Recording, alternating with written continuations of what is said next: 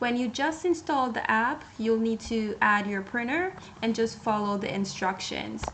And then once you have added your printer, you want to click on the scan option. And then here you're going to state whether you have a document or a photo.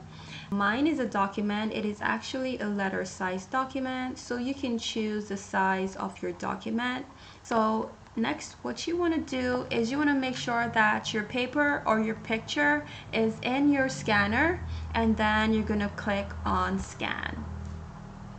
Now we can see the paper that I have scanned here, and it shows you the number of pages. That is 1 page, and we do have some options over here that we can play around with.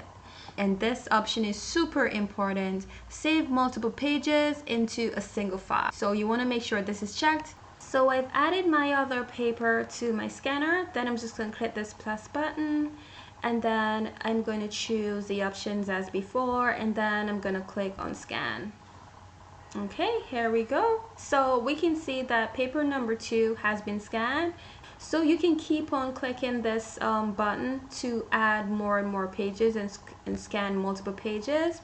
And it will be important for these two options. If you want to scan all your pages into one single PDF file, it's important to select the Save All Pages option, and also select this option that says Save Multiple Pages to a Single File.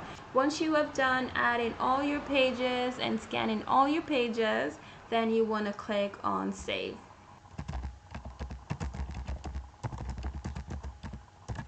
So you can name it anything you want, and then I'm going to go ahead and save it.